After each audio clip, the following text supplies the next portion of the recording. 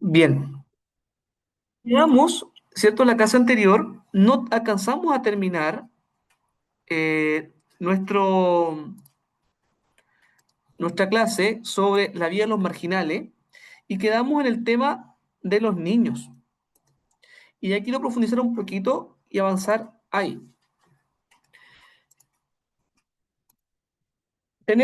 Con respecto a los niños, tenemos un problema que es de fuentes. Si ya con las mujeres no teníamos fuentes directas, escriturales, quiero decir, bueno, podrían haber muchas también, de los niños aún menos. Los niños y lo que vamos a tener acá son algunos estudios, por ejemplo, de Evaristo Marín Nieto, un autor que escribe en español. Estuve buscando, este autor escribió en los años 80, ¿ya? Estuve buscando bibliografía actualizada respecto a esto en español y no encontré. Y no sé si aquí hayan personas que lean en inglés. Si las hay, hablen ahora o callen para siempre, porque Sí, ya, Noemí, excelente Noemí, muy bien Noemí. Entonces Noemí le vamos a entregar todos los textos que tengo en inglés, los va a traducir para la próxima semana y nosotros vamos a poder leerlos. Hay muchos autores, no muchos, sino que unos poquitos autores que están trabajando el tema de la infancia, pero estuve leyendo y también tienen un problema de profundidad que es el tema de las fuentes. Es como unir datos inconexos, la historia de los niños. Hay un problema de fuente muy profundo, que es decir, la fuente es de dónde saco la información. A eso voy. Porque podríamos decir muchas cosas, pero la historia, creo que el profe de historia de la iglesia ya le ha dicho, ¿no? La historia tiene fuente. Si no tiene fuente, no es historia, es cuento, es un cuento, es literatura.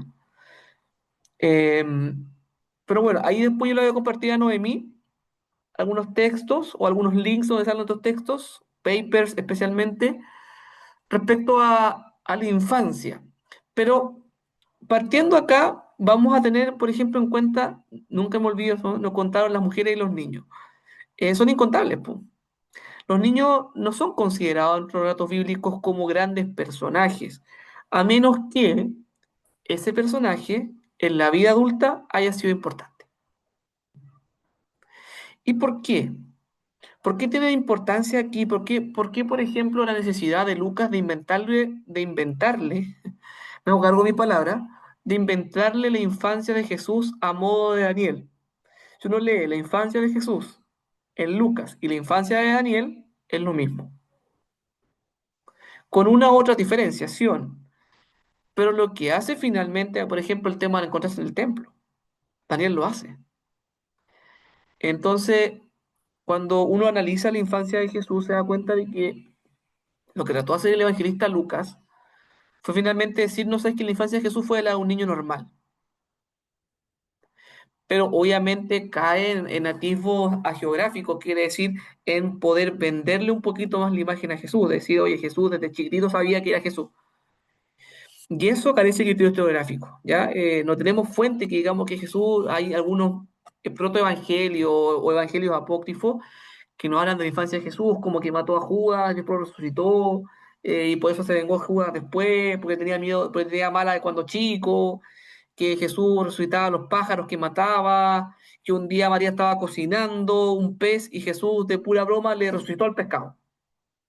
Entonces el pescado empezó a aletear en plena olla. Eh, ¿Será cierto? ¿No será cierto? Tenemos problemas de fuente. Tenemos problemas de fuente y también problemas de que convierten a Jesús en un mago y no en Jesús, ¿cierto? Porque, bien. Y también no tienen importancia en la ley los niños hasta que adquieren la mayoría de edad. Es decir, el niño no es ciudadano dentro del pueblo judío hasta que cumple los 12 años. No es imputable. ¿Se acuerdan que hace tiempo se discutía en la sociedad hasta qué edad es un niño imputable y a qué edad no? Y en Chile por lo menos a los 14 años. Hoy en día hay proyectos de ley que tratan de bajarlo a los 12 años, a los 10 años, cuando tienen conciencia moral. Bueno, veremos después cómo va a ser el tema, pero no tiene importancia porque no pueden cumplir la ley. Y recuerden que la importancia del pueblo, el del pueblo judío, es la importancia de cumplir la ley. Todo se basa en el cumplimiento de la ley y en que los niños son propiedad, ojo acá, esto es súper importante, propiedad del padre, absoluta. El padre dispone de la vida del niño. Y esto no viene de la alianza con Dios.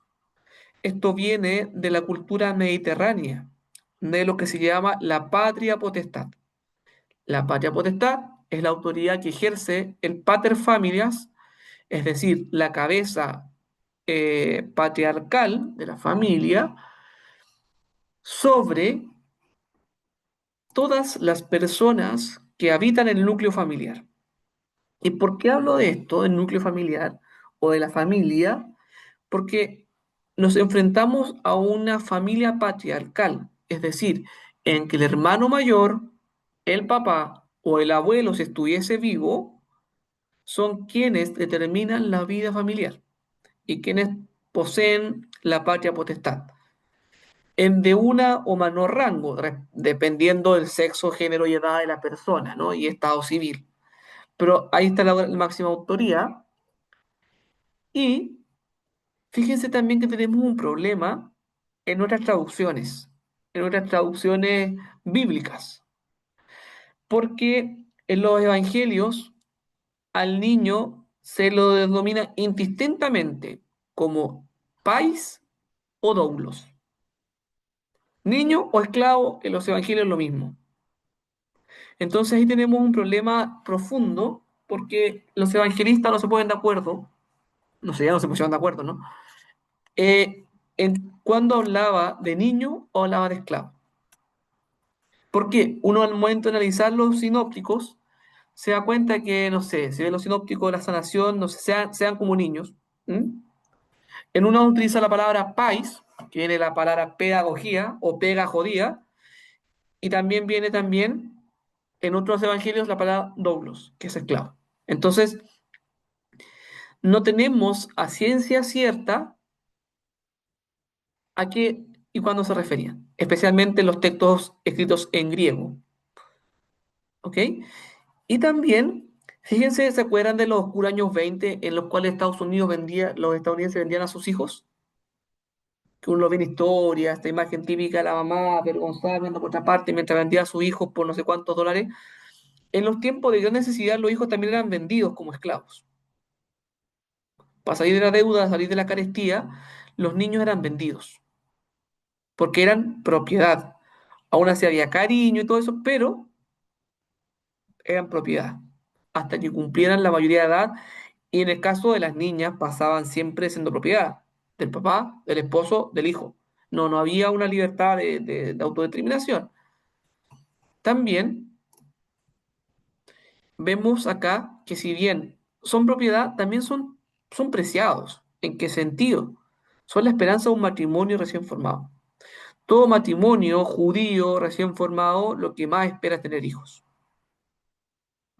Porque el hijo es la trascendencia, ¿cierto? Mi trascendencia de este mundo que voy dejando. Entonces, no es algo tan distinto a lo que podemos entender hoy en día como la esperanza, porque también son el futuro. Los niños siempre son entendidos como el futuro, por eso son cuidados, son educados. Por eso educamos a los niños, si no, no tendríamos esa necesidad. Al mismo tiempo, eh, si no hay hijos, ¿cierto? Si no hay hijos, se pone en marcha lo que se puede llamar la ley del levirato. Es decir, una mujer solamente se puede liberar de casarse con otro hombre cuando tiene hijos. Si esta mujer queda viuda, a una edad fértil, porque 80 años ya uno dice, ya no hay caso, ¿no? Pero si está en edad fértil y queda joven, viuda, el hermano que le sigue tiene que casarse con ella. Y acá es importante que el matrimonio en el ámbito urbano te casas con la familia, es una alianza familiar. Por eso cuando el típico dicho, no te casas con la persona, te casas con la familia, viene esta mirada, así como que si no, seguirá con otro. Si la idea no es el amor dentro del matrimonio urbano, sino es la descendencia. Por tanto, se asegurará de una u otra manera. Y también volvemos, ¿no? Que pese a que son propiedad, pese a que no tienen un estatus social y religioso, son amados y son queridos, y en múltiples relatos son también objeto teológico, son lugar teológico. Son lugar teológico porque se compara el amor de los padres con el amor de Dios. Se compara la imagen del amor que los padres tienen a los hijos. Si ese amor es tan puro y bueno, imagínense cuán puro y bueno es el amor de Dios hacia nosotros. Porque el niño confía, ¿cierto? El niño espera, el niño depende completamente del, del papá o de la mamá en este caso, ¿no? Y también el niño, al carecer de, pues, niño o niña, careciendo de poder, es dócil y es símbolo de servicio, los mandados. Los niños son los eternos mandados. ¿Se acuerdan cuando nosotros nos mandaban a comprar la Coca-Cola retornable y íbamos pegándole la rodilla? Éramos de los mandados. Entonces también, si ya teníamos los anahuín, ¿cierto? Como una figura de religiosa y espiritual, vemos también a los niños como un símbolo de servicio. El niño el que obedece. Samuel, Samuel, aquí estoy, Señor. ¿Se acuerdan de ese relato, no? Aquí estoy. La palabra echevenio, ¿no? En latín, o atsum, presente, aquí estoy. Y no son sujetos no son sujetos de derecho, no se merecen nada desde el derecho, por eso todo lo que les llegue a ellos es pura gracia y amor. Y también ahí vemos una mirada de la providencia. Nosotros no merecemos nada, somos criaturas. Por tanto, con que solamente Dios fije su mirada en nosotros, basta y sobra. Esa es la mirada que quieren interponer al momento también de mirar a los niños. Y aquí, ojo con no confundir el ser niños con el infantilismo. ¿Qué quiere decir esto? Si bien tengo que ser dócil, ¿cierto? Es como el dicho, hay que ser manso, pero no menso, ¿cierto? Hay que tener esa mirada crítica también. El niño carece de mirada crítica, por eso hay que formársela. Por eso es que a los niños en historia especialmente una de las habilidades que le formamos en historia es el pensamiento crítico, de la fuente, de la realidad, de la sociedad. Por eso nos acusan de comunistas y que votamos todos por Jara, y eso es mentira, ¿no? Pero de ahí viene esta mirada de no confundirlo, porque muchas veces en nuestras iglesias hacemos infantilismo de la fe y no tensionamos y no vamos más allá. Entonces el fin es que ustedes podamos tensionar la fe, porque la fe es el esperar aún dudando.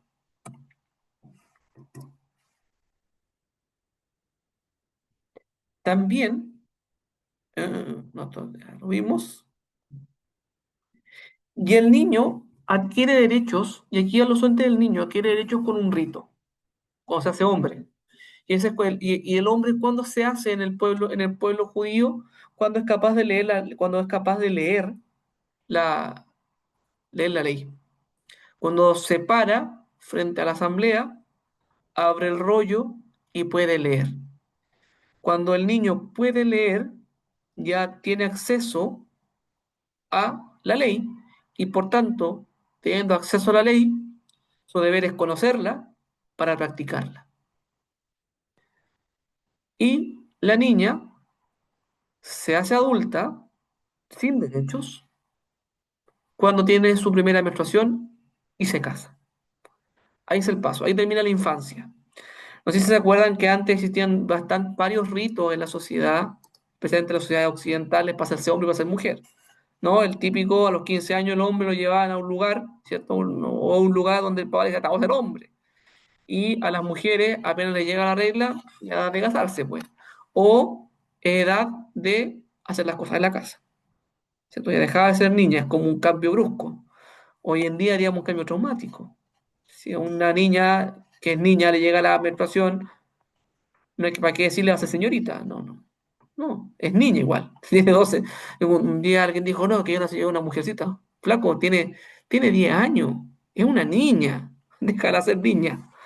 Realmente como que tenemos esa mentalidad todavía pensando de que el paso de la infancia a la adultez es un paso. Y hoy en día pusimos varios pasos más entre ellos, la pubertad, la adolescencia, ¿no?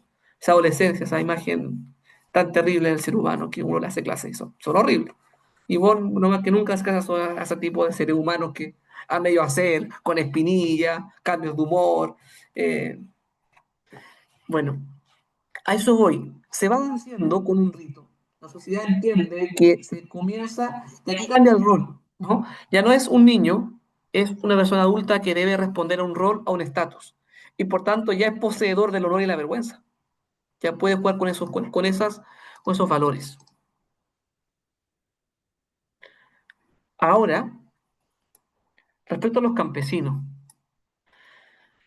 ¿Ustedes han escuchado el dicho, nada de Nazaret puede haber cosa buena? ¿Cierto? O sea, como a saldrá algo bueno.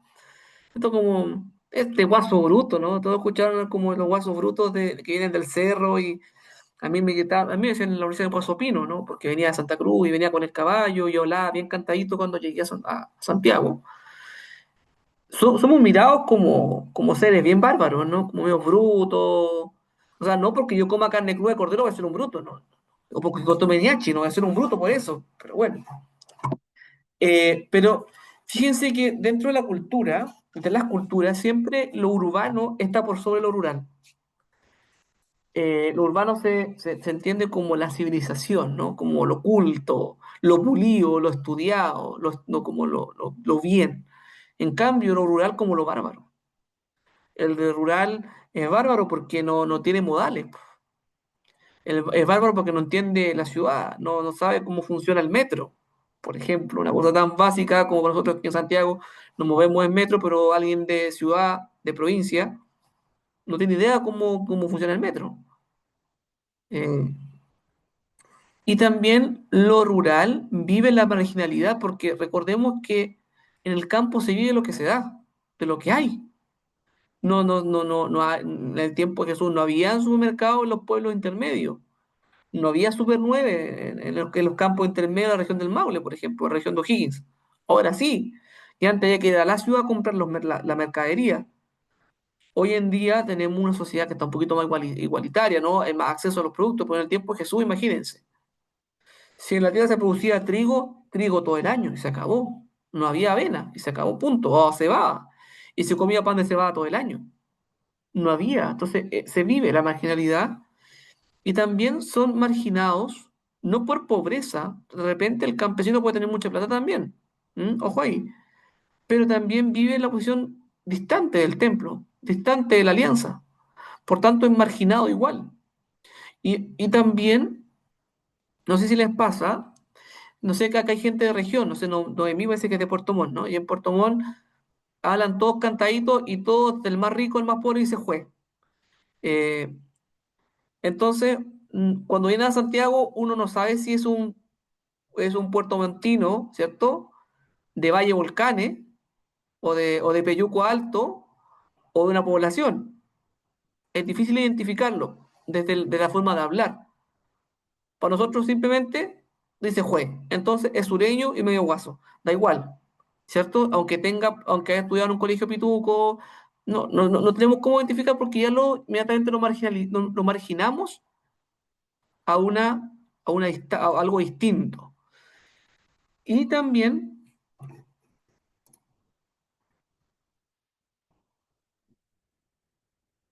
sí, pues los jóvenes hablan súper cantaditos. ¡Juez, chica! Entonces, uno nota el tiro, o como alguien de Arica, ¿no? Un joven de Arica y un joven de Tacna hablan igual. No tiene diferenciación. Yo hablo con mi amigo de Arica y me dicen P causa. Y yo digo, pero ¿esto qué están hablando? ¿No? O sea, como también fíjense, se forma una zona de transferencia en la cual es difícil identificar. En cambio, acá en Santiago es súper marcado, ¿no? Los que viven, ¿cierto? En Las Condes, Los Barnechea, versus los que vivimos en zonas más periféricas. Se nota mucho la forma de hablar. Y también en lo urbano depende de lo rural por la producción de alimentos, pero igual son mal mirados, porque trabajan con la tierra. Y trabajar con la tierra es mal mirado, es como ensuciarse las manos. Entonces el campesino no anda limpio, ¿cierto? El campesino después de las labores del día no anda con la uña limpia. andan con la uña llena de tierra, andan con las manos, no sé si es mi papá, porque mi papá trabaja siempre en el campo y mi papá tiene las manos gruesas, tremenda mano, y decía, corazón me dolía tanto cuando me pegaba, una mano que es dos veces la mía, y dedos gruesos, con callo, no una mano cuidada, es una mano trabajada. Entonces es mirado en menos, po. Claro, porque es más, entre comillas, embrutecido, uno podría decir, ¿cierto? Un punto de vista más urbano, más citadino. Y también en el campo, como les comentaba anteriormente, se comparte mucho más la vida entre hombres, mujeres, niños y niñas, porque cuando hay labores agrícolas, toca compartir todo. Yo les ponía el caso cuando se mataba un chancho en el campo, hace unos años atrás, 20 años atrás, se mataba un chancho y era todo el sector, no sé, 10 casas que se unían para matar un chancho, porque el chancho era grande, pues el chancho no era como el porte de un perro, no, el chancho era casi una vaca, no sé si se acuerdan, ¿no? Me tocó justo, esta semana fui al Windsor y vi un chancho gigante y me acordé que los chanchos son grandes po, y no son del porte de un perro. El chancho antiguo era un chancho grande, casi el porte de una vaca, entonces toda la cantidad de carne, y recordemos que en ese tiempo, por ejemplo, una vaca también, ¿no? Porque los judíos no comían chancho. Un pésimo ejemplo para hablar de los judíos. Pero cuando se mataba una vaca, por ejemplo, en el campo, no había refrigerador, no había congelador, entonces la carne se consumía de un día para otro, se asaba. No se podía dejar carne para decir, no, porque ahora uno mata una vaquilla y ya se guarda la mitad, en la otra mitad se... No, antes no se podía guardar, entonces cuando había abundancia, todos trabajaban, todos hacían la labor, cuando había cosecha, todos iban a la labor. Y acá se forma también una sociedad muy estacional, es decir, con periodos de trabajo y descanso. Entonces también muchas veces los judíos del campo tenían que trabajar en el Shabbat. ¿Por qué? Porque imagínense si tenías la producción de Tabasco, te pongo por ejemplo. No podías parar un día, porque parar un día era dejar que la fruta se pudriera, se echara a perder. Se había que trabajar el día sábado. Entonces eran mal mirados porque de repente se ponían medio laxos con la ley. En cambio, en la ciudad, que le llegaba todo a la mesa, que le llegaba todo así hechito, pero ¿cómo es posible? ¿Cómo es posible que no sean capaces de cuidar el sábado?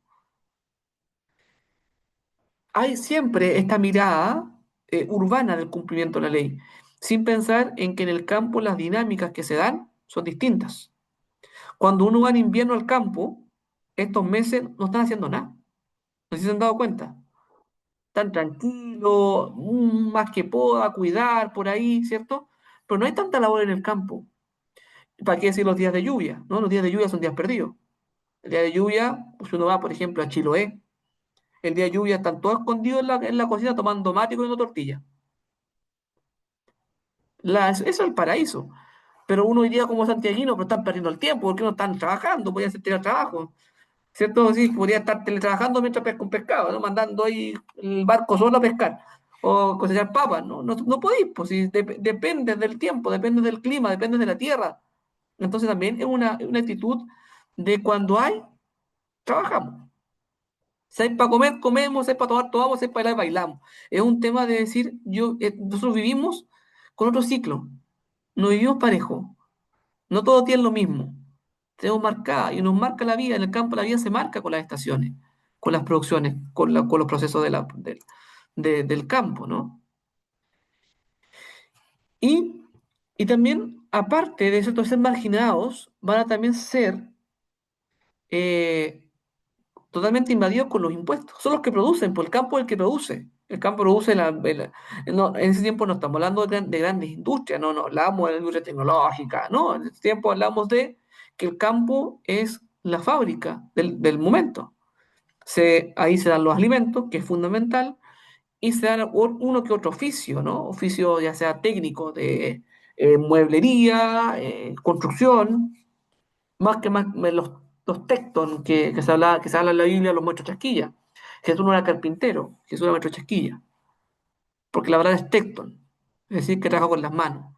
Podemos decir que Jesús era un estilo maestro chasquilla, y además Jesús trabajaba en lo que había en el momento, ¿sí?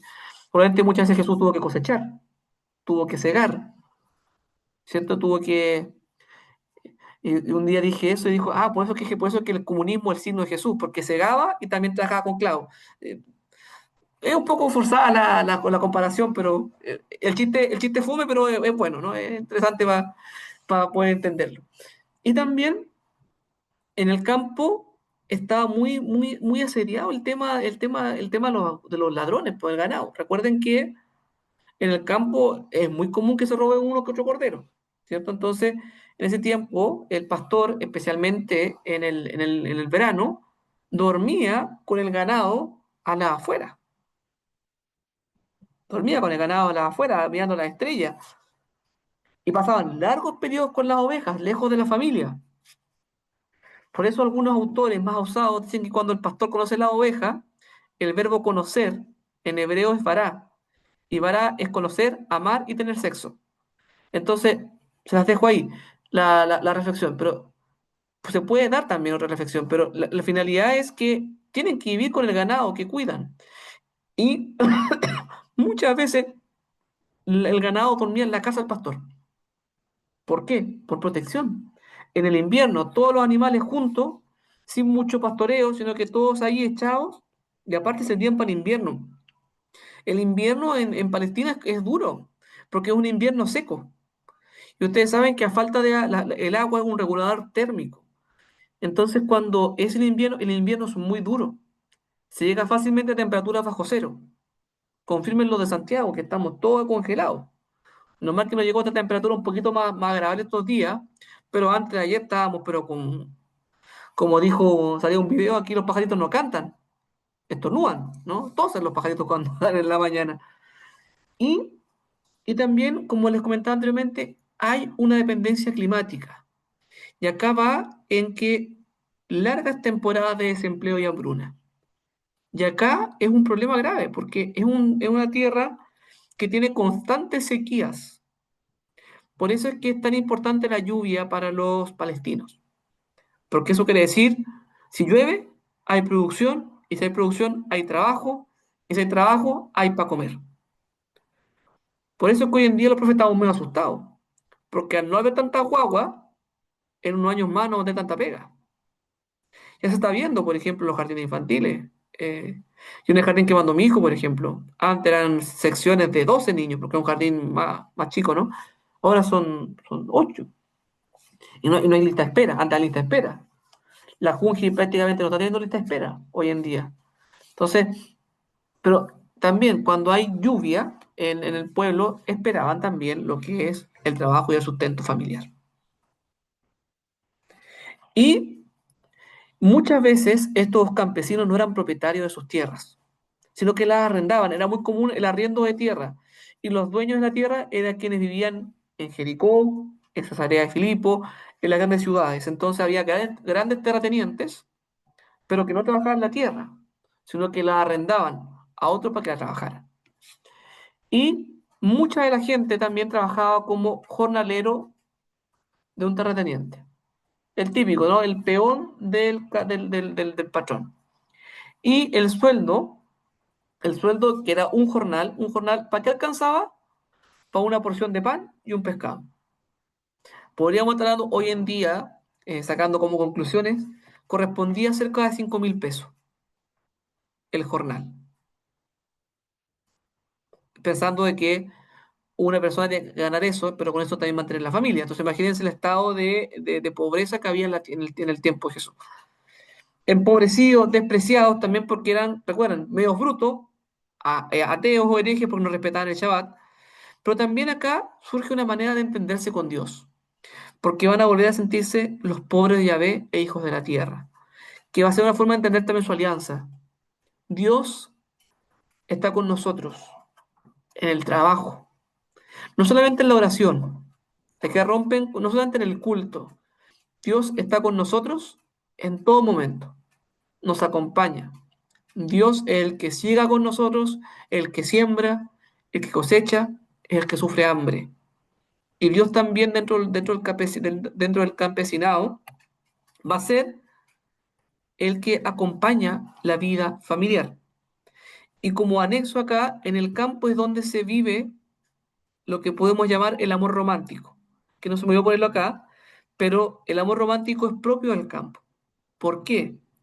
Al haber horizontalidad entre las familias, porque en el campo no habían grandes terratenientes en las cuales se formaran alianzas, no había intereses económicos para hacer alianzas familiares. Entonces en el campo se daba mucho el tema del noviazgo, el tema de que se gustara a alguien y después pasaran cosas y luego se casaran. No era mal visto. ¿Por qué? Porque la vida estaba cuidada y además uno sabía con quién andaba la hija. Entonces, no se le podía arrancar el cabro si es que la chiquilla queda embarazada. Ya, que si en la ciudad ese era el gran miedo de la gente, en el campo no. Si queda embarazada, se casará, po. No hay apuro tampoco. Por eso es que fíjense que en el Cantar de los Cantares no hay matrimonio. ¿Se han fijado en eso? No hay matrimonio. No se sabe si están casados o no. Es un poema de amor. Unos dicen que son más cosas que sí, sí, hay un matrimonio antes, pero no sale. Entonces no sabemos. Si puede ser, porque sale esposa y esposo y coro. Yo pondría amante uno, amante 2 y coro, no, porque no se especifica si hubo un matrimonio previo. Pero es porque es un cantar del campo. Y como fuente para analizar esto, yo les recomiendo esta fuente. Igual se la subí. Por ejemplo, tenemos ¿Qué se sabe de Jesús de Nazaret? Que es un tema, de ahí está Rafael Aguirre, Carmen Bernabé, Carlos Gil. Es un texto introductorio, muy bueno. Esta colección, ¿qué se sabe de? Son muy buenos. Hay muchos textos de esta colección que se los recomiendo poder buscar en internet. Están pirateados, yo no los puedo dar porque ahí son mis profesores. Sería feo que yo les dijera el texto pirateado a los profesores. Pero este texto lo subí. Y esto habla del contexto de Jesús. Otro texto que lo pueden encontrar, ¿cierto? Es Siervo de Yahvé, que está en Mercaba. Los pobres de Yahvé también están en Mercaba. El texto de José Antonio Pagola se los recomiendo totalmente. Si usted es alguien con crisis de fe, hágale leer este texto. Y si usted quiere fortalecer su fe, lea este texto de Jesús, Aproximación Histórica. Es un texto muy, muy bien logrado. Muy bien logrado. También, otro texto que pueden consultar es Antonio Piñero, Jesús y las mujeres. Y también pueden seguir investigando a Evaristo Marín Nieto. Aquí él tiene un diccionario bíblico de urgencia. La página donde yo saco varios materiales se llama Mercaba. Mercaba es una enciclopedia académica que uno pone autores y aparecen muchos textos en PDF para que vayan ahí investigando. Si quieren algún tema que investigar, usted pone, por ejemplo, las mujeres en la iglesia primitiva. Mercaba, una serie de textos, textos académicos, textos que son de catequesis, textos que son de profundización. Y lo importante que acá que no son solo autores católicos, son autores de varias iglesias que trabajan aquí y suben textos, piratean textos en una página bien interesante. ¿Dudas, consultas respecto a esto? ¿Están despiertos? ¿Sí? Excelente. Profesor, más que dudas, a mí me llama mucho la atención en el caso de los niños, porque la verdad es que ese es un tema para mí, eh, que fueran la esperanza de un matrimonio, que fueran la herencia de Dios, pero también que fueran vendidos en algún minuto de escasez y de pobreza. Entonces, Mm. eso como que me provoca como extrañeza, como que de Sí, verdad me cuesta entenderlo, que siendo un tesoro en un momento de escasez y de pobreza, como dice el libro de Nehemías, efectivamente, los vendieran. Eso para exacto. mí fue algo Sí, como fuerte. sí, totalmente. Y es una necesidad, como dice el dicho, la necesidad tiene cara de hereje, ¿no? Imagínense la desesperación familiar de no tener que comer, a llegar a tal punto de entrar a los hijos como esclavos. Eh, Creo que es un tema duro. Y sabes que también me acuerdo cuando, hace poquito, cuando Estados Unidos se fue de Afganistán y las mujeres tirando a sus hijos por los muros del aeropuerto para que los soldados estadounidenses sellaran a sus hijos. No sé si vieron esa imagen. Crudísima, crudísima. Y eso pasó el año pasado. O sea, imagínate la desesperación de esas mujeres y quienes tiraban eran puras niñas que tiraban para adentro, porque sabían lo que se venía, ¿no? es fuerte. Es lo que pasa, es lo que sigue pasando hoy en día, ¿no? Eh, o cuántos niños votados en el Sename. Es un tema para reflexionar, ¿no? Eh, en Colombia pasó que un adolescente, hace unos años atrás, mató a una persona bien conocida. Y la mamá de esa persona que mataron dijo, tráigame ese niño para acá, porque pensaba, entre la señora, usted quiere venganza, que se aplique la ley, el niño tenía 12 años, que mató, fue mandado a matar, mandado. El señor dijo, tráigamelo a mí, porque al señor lo que le faltaron fue un abrazo, al señor lo que le faltó es amor. Entonces, qué ejemplo de valentía, y también nosotros cómo nos hacemos cargo de nuestras realidades marginadas. Más que hablar de marginar a la mujer que, por ejemplo, podríamos hablar hoy en día de la mujer que aborta, en nuestra comunidad la miraríamos como extrañísimo, ¿no? ¿Cómo es posible? ¿Qué hacemos para que la mujer no aborte? Como comunidad, ¿somos una comunidad que está cogiendo la vida realmente? Si la adolescente se queda embarazada, ¿qué hacemos? ¿La miramos feo? Uy, la sueltita del grupo, la escuela. Y más encima era profesora de la escuela dominical y miren, se salió con domingo 7. Mm, ¿Qué imagen estamos dando de la maternidad? ¿Qué imagen estamos dando de las personas? No, disculpe la expresión, se cagó la vida. Así la dicen, ¿no? Se la sueltan. Cuando un día yo dije, oye, pero. Un día mi mamá dijo eso y dije, oye, pero ¿pensaste lo mismo cuando quedaste embarazada de mí? Si intentaste 6 veces cagarte la vida antes que saliera yo, pues le dije, así como. Dijo, no, es que es diferente. No, no, es lo mismo, es un embarazo. A los 15 y a los 30 es un embarazo igual. Entonces, darnos cuenta cómo nosotros como comunidad acogemos la vida de donde venga. Sea migrante, sea chileno, sea adolescente, sea adulto, sea casada, sea soltera, sea heterosexual, homosexual, diversidad, etcétera. Eh, y ahí Jesús nos dice, aquí yo no veo hombre y mujer, yo veo personas, ¿no? Como dice San Pablo, ya no hay hombre ni mujer.